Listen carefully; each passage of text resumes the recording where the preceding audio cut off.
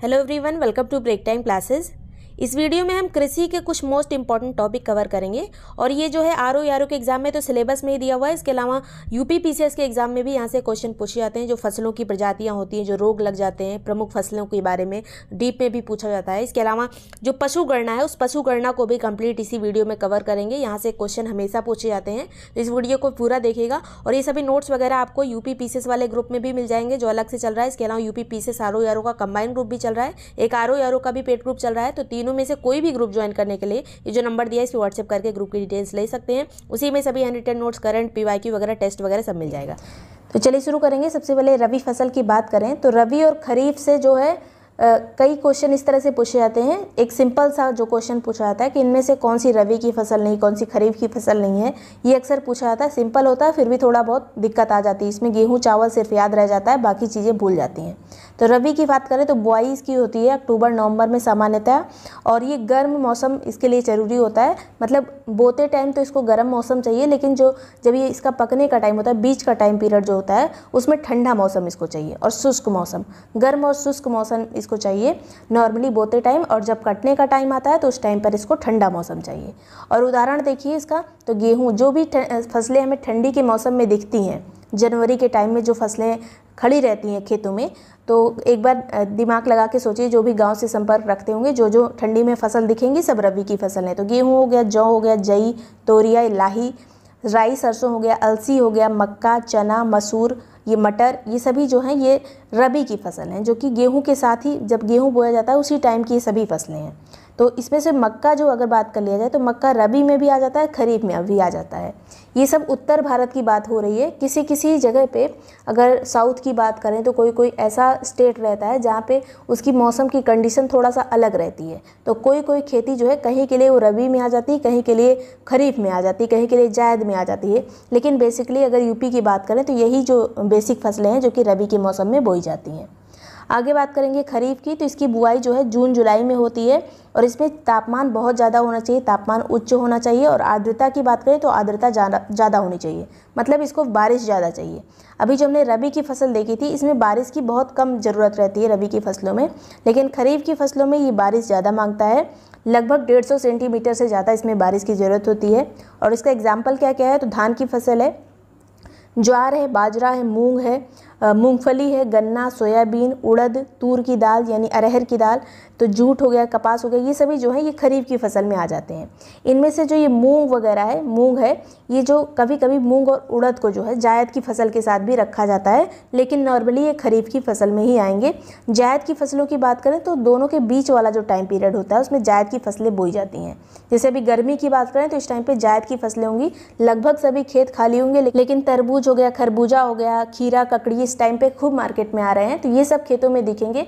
खेतों में ये नहीं, मतलब जो तरबूज और खरबूजा जो है नदियों के किनारे जहाँ रेत होती है वहाँ पर ज़्यादा पाए जाते हैं। तो इस तरह की खेती जो है इस टाइम पे हो रही है, जो गर्मी में हमें हेल्प करती है। हमारे जो भगवान ने भी इस तरह से फसलें बनाई हैं कि जिस मौसम में जिसकी ज़रूरत होती है वही पैदावार भी वही होती है।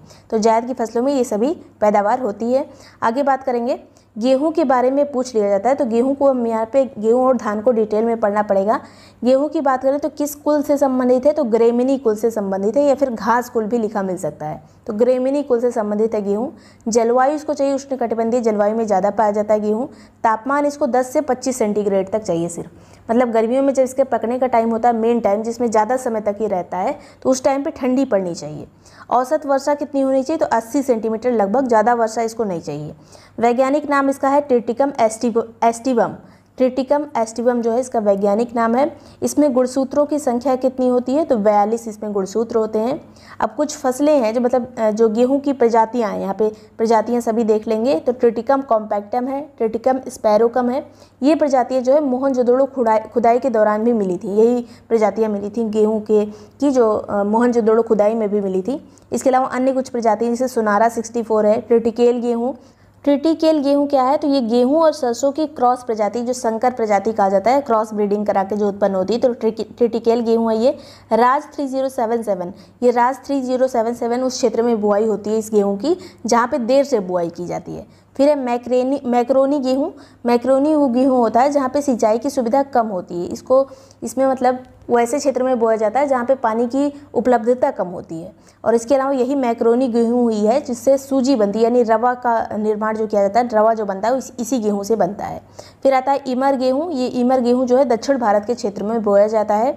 आगे बात करेंगे कुछ अन्य प्रजातियाँ, सभी गेहूँ की ही प्रजातियाँ हैं। तो सोनालिका हो गई, कुंदन, कल्याण, ये सभी बहुत पूछा जाता है एग्जाम में, ये चावल की है, गेहूँ की है या किसी अलग चीज़ की है। तो यहाँ पर सोनालिका हो गया, कुंदन हो गया, कल्याण, अर्जुन, सोना, गिरजा गोमती, ये गिरजा गोमती है, प्रभानी, चंद्रिका, भवानी, कंचन, मालवीय, भालिया, ये सभी जो प्रजातियाँ हैं ये सभी गेहूं की प्रजातियाँ हैं। इसके अलावा ICAR के द्वारा जो भी प्रजाति विकसित की जाती है उसके नाम में पूषा लगा होगा।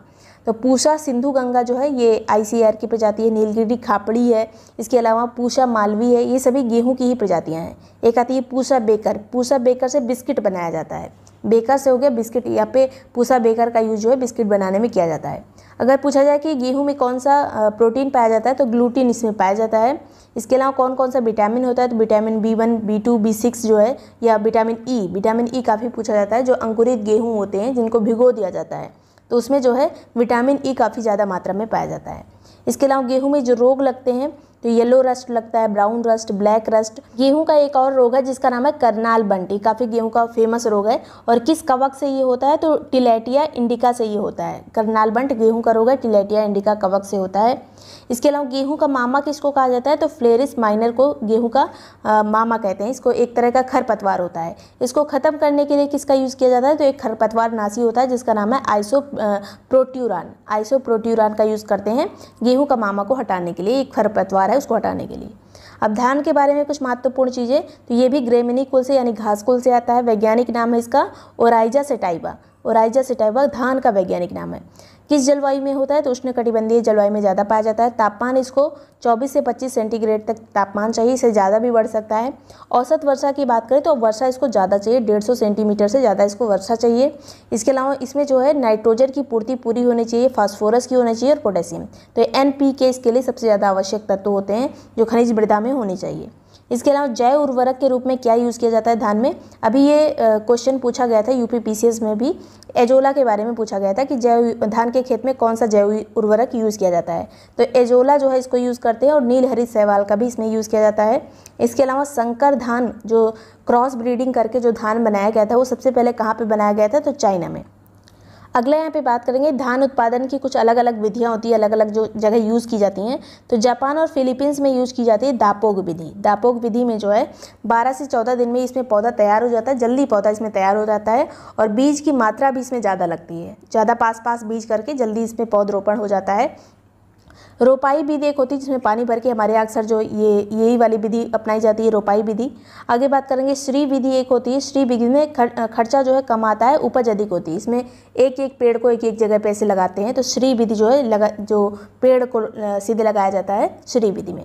इसके अलावा पश्चिम बंगाल में जो है धान की खेती वर्ष में 3 बार की जाती है। चावल की फसल जो है वर्ष में 3 बार उगती है पश्चिम बंगाल में। अभी कौन कौन सी फसलें हैं जो पश्चिम बंगाल में उगाई जाती हैं तो एक का नाम है औस, दूसरे का अमन, तीसरे का बोरो। औस जो है ये सितंबर अक्टूबर में होती है, अमन जाड़े के टाइम पे, और बोरो जो है ये गर्मी के टाइम पे होती है पश्चिम बंगाल में। अब जहाँ पे वर्षा ज़्यादा होगी वहीं पे धान की फसल ज़्यादा होगी तो पश्चिम बंगाल जो है ये नंबर 1 पे आता है धान की फसल में। सेकंड पे हमारा उत्तर प्रदेश आता है। अगर टोटल मतलब धान की फसल की बात करें, ये कृषि आर्थिकी डेटा में हमने पूरा कवर किया हुआ है कौन से स्टेट में क्या चीज़ ज़्यादा होता है। तो इसमें धान की बात करेंगे तो नंबर 1 पे पश्चिम बंगाल आता है, सेकंड पे UP आता है, थर्ड पे पंजाब आता है।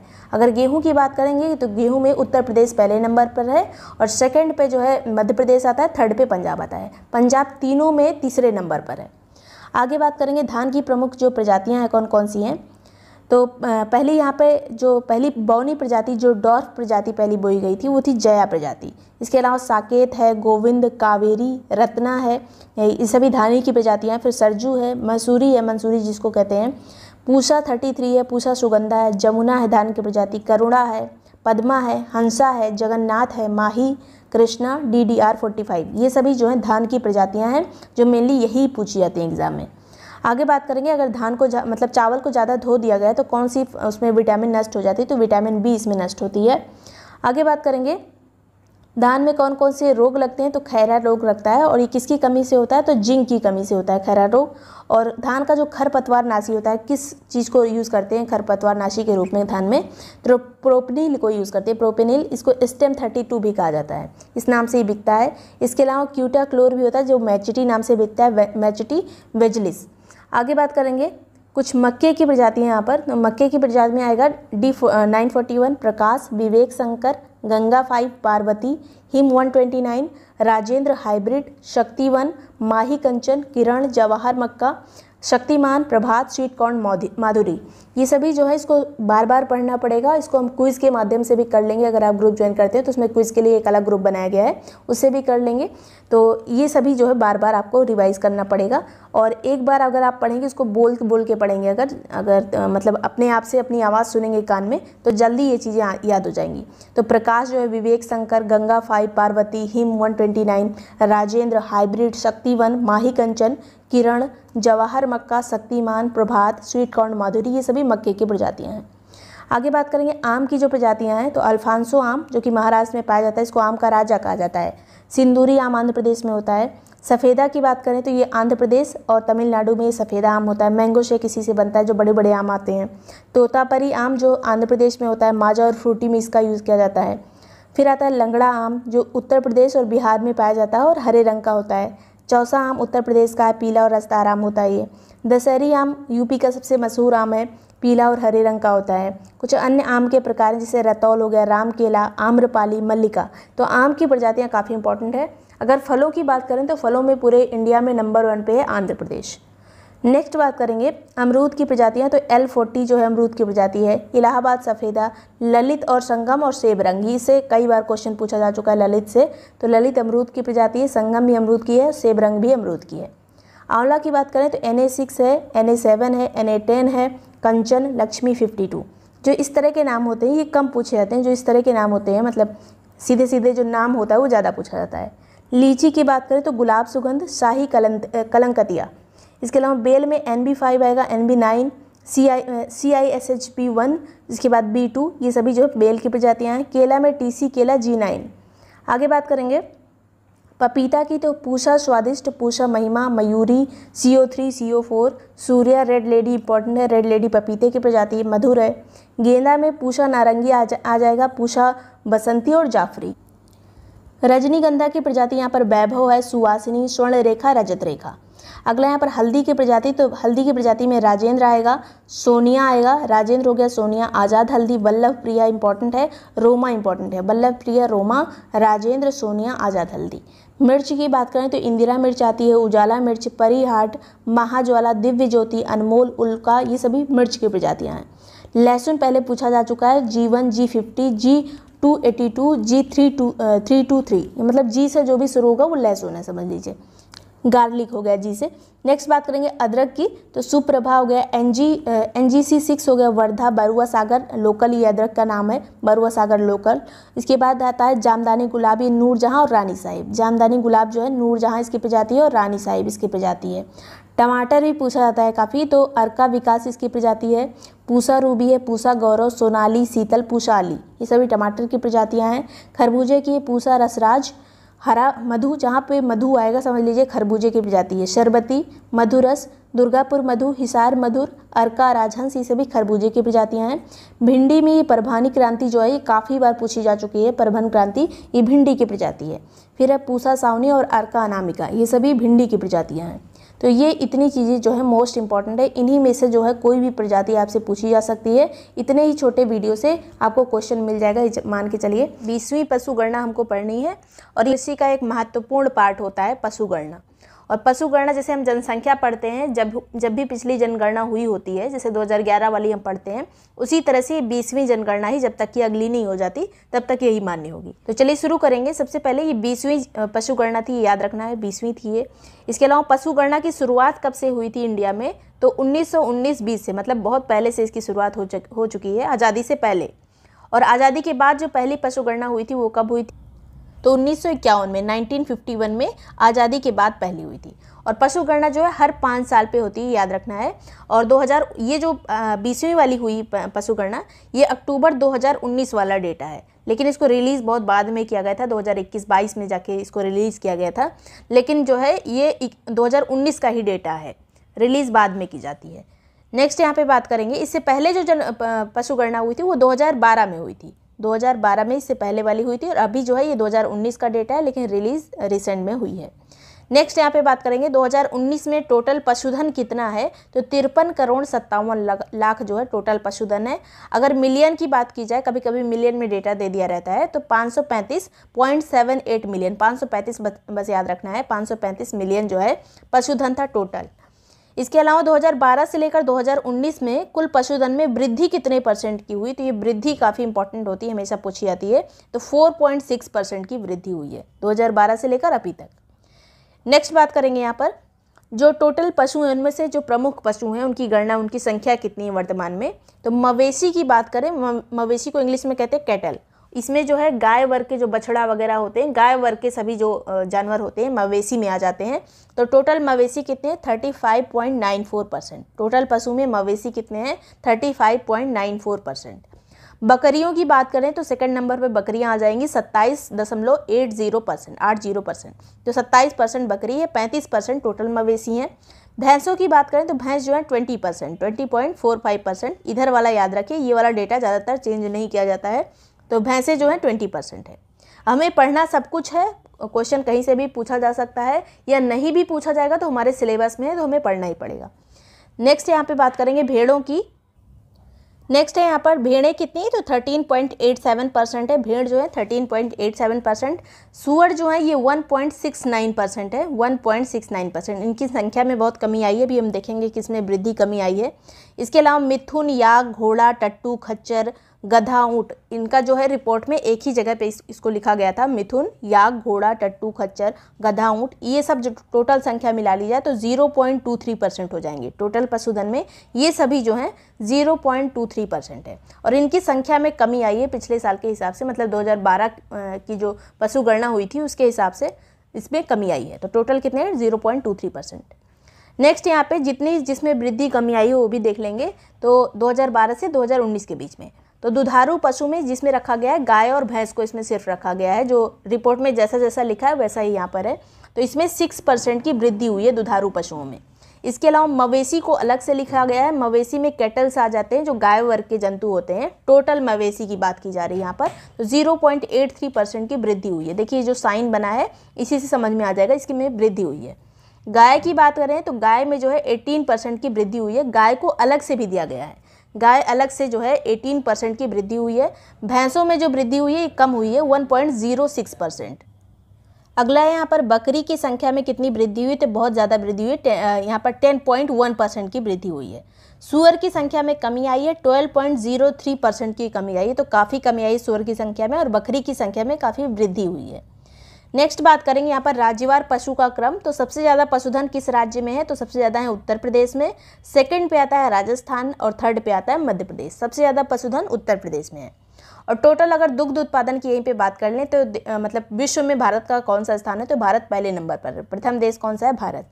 और दुग्ध उत्पादन में प्रथम राज्य कौन सा है, तो वर्तमान की बात की जाए तो राजस्थान पहले नंबर पे है, सेकंड पे उत्तर प्रदेश आ गया है, अभी तक यूपी पहले नंबर पर था। लेटेस्ट डेटा के अनुसार राजस्थान पहले नंबर पर आ गया है। नेक्स्ट बात करेंगे यहाँ पर मवेशी की बात करें, मवेशी में मतलब कैटल और गाय वर्ग में नंबर 1 राज्य कौन सा है, तो ये है पश्चिम बंगाल। वैसे सोचने पे लगता है कि गाय जो है उत्तर प्रदेश में ज़्यादा होंगी, क्योंकि यहाँ पर गौ रक्षा का मतलब इसकी सबकी बात की जाती है, लेकिन पश्चिम बंगाल में सबसे ज़्यादा कैटल हैं। सेकंड पे आता है उत्तर प्रदेश, थर्ड पे मध्य प्रदेश। नेक्स्ट भैंसों की अगर बात करें तो भैंसों में नंबर 1 पे उत्तर प्रदेश आता है, सेकंड पे राजस्थान आता है, थर्ड पे गुजरात। भैंसों में उत्तर प्रदेश पहले नंबर पर है। भेड़ की बात करें तो भेड़ में तेलंगाना पहले नंबर पर है, सेकंड पे आंध्र प्रदेश, थर्ड पे कर्नाटक। अगला यहाँ पर बकरियों की संख्या में राजस्थान नंबर 1 है। देखिए दूध में भी दुग्ध उत्पादन में नंबर 1 पे राजस्थान है, तो वहाँ पे ज़्यादा किसी भी चीज़ का दुग्ध हो सकता है, चाहे बकरी का, चाहे भैंस का, चाहे गाय का। तो दुग्ध उत्पादन में नंबर 1 राजस्थान आता है, और यहाँ पर बकरी की संख्या ज़्यादा है, तो हो सकता है बकरी के दूध में ही ज़्यादा हो। नेक्स्ट बात करेंगे पश्चिम बंगाल सेकंड पे आएगा, थर्ड पे उत्तर प्रदेश आएगा। अब सूअर की संख्या में देखेंगे तो सूअर में सबसे नंबर 1 पे आता है असम, सेकंड पे झारखंड, थर्ड पे मेघालय। ऊँट में देखिए, ऊँट में नंबर 1 पे राजस्थान है, सेकंड पे आता है गुजरात, नंबर 1 पे है राजस्थान। अगला यहाँ पर घोड़े और टट्टू की संख्या में, तो घोड़े और टट्टू में नंबर 1 पे है उत्तर प्रदेश, सेकंड पे आता है जम्मू कश्मीर। जम्मू कश्मीर में देखिए बहुत सारे, अगर वैष्णो देवी वगैरह में चढ़ने के लिए बहुत सारे घोड़े टट्टू होते हैं, तो ये सब जो है सेकंड नंबर पे जम्मू कश्मीर आ जाता है, पहले नंबर पे अभी भी उत्तर प्रदेश है। गधों की संख्या में बात करें तो गधों में नंबर 1 पे है राजस्थान, सेकंड पे महाराष्ट्र है। देखिए गुजरात में जो गिर वाला एरिया है, गुजरात के गिर वाले एरिया में गधों का संरक्षण किया जाता है, उसके लिए अलग से व्यवस्था की गई है, लेकिन जो है अगर संख्या की बात करें टोटल तो राजस्थान पहले नंबर पे आ जाता है। नेक्स्ट बात करेंगे मिथुन की, तो मिथुन जो एक तरह का बैल जैसा दिखता है, उसमें कुबड़ काफ़ी ज़्यादा निकला होता है, तो उसको मिथुन बोलते हैं। तो मिथुन में नंबर 1 पे है अरुणाचल प्रदेश, सेकंड पे है नागालैंड, पहले नंबर पे अरुणाचल प्रदेश। याक की संख्या में बात करें तो याक में नंबर 1 पे है जम्मू कश्मीर, सेकंड पे है अरुणाचल प्रदेश। याक में नंबर 1 पे है जम्मू कश्मीर। आगे गधों की संख्या में ये दोबारा से आ गया, राजस्थान पहले नंबर पे, सेकंड पे महाराष्ट्र है। अगले यहाँ पर पशुधन से संबंधित कुछ योजना और कार्यक्रम है, जैसे राष्ट्रीय पशुधन मिशन, इसकी शुरुआत 2014-15 में की गई थी, पशु आजीविका सुधार के लिए इसकी शुरुआत की गई थी। राष्ट्रीय गोकुल मिशन भी 2014 में आया था, नस्ल सुधार, जो पशुओं की नस्ल होती है उसमें सुधार और पशुओं की बीमारी दूर करने के लिए गोकुल मिशन आया था 2014 में। राष्ट्रीय पशु रोग नियंत्रण कार्यक्रम 2019 में लॉन्च हुआ था मथुरा से, और इसमें जो खुरपका मुख पका रोग होता है पशुओं में, उसमें नियंत्रण की बात की गई थी कि 2025 तक हमें उस पर नियंत्रण करना है और 2030 तक पूरी तरह से उन्मूलन करना है। तो ये था खुरपका मुंह पका जो रोग है उसका लक्ष्य रखा गया था उन्मूलन का। राष्ट्रीय कृत्रिम गर्भाधान योजना ये 2019 में आई थी, मथुरा से ही इसका भी प्रारंभ किया गया था। इसमें देसी नस्लों की सुधार को, मतलब उसकी देसी नस्लें जो हैं उसकी गुणवत्ता बनाए रखने की बात की गई थी। काफ़ी जो हाइब्रिड प्रजातियां, जो अलग संकर प्रजातियां आती हैं, लेकिन जो देसी नस्ल है उसका भी सुधार करने की बात इसमें की गई थी राष्ट्रीय कृत्रिम गर्भाधान योजना के तहत। तो ये इतनी चीज़ें इंपॉर्टेंट हैं जो पशुधन से संबंधित है और कृषि वाले डेटा में ही पूछी जा सकती हैं। वीडियो पसंद आया हो, यूजफुल लगा हो तो लाइक और सब्सक्राइब कर सकते हैं। इसके अलावा आरओ प्लस यूपी पीसीएस का कंबाइंड ग्रुप, या फिर आरओ का ग्रुप, या फिर यूपी पीसीएस का भी अलग से पेड ग्रुप चल रहा है। तो तीनों में से कोई भी ग्रुप ज्वाइन करने के लिए जो नंबर दिया है इस पर व्हाट्सएप करके ग्रुप की डिटेल्स ले सकते हैं। उसी में सभी आपको सब्जेक्ट वाइज नोट्स वगैरह, जो टेस्ट वगैरह है, आपको एक ही जगह पर मिल जाएंगे। Thank you so much watching break time classes.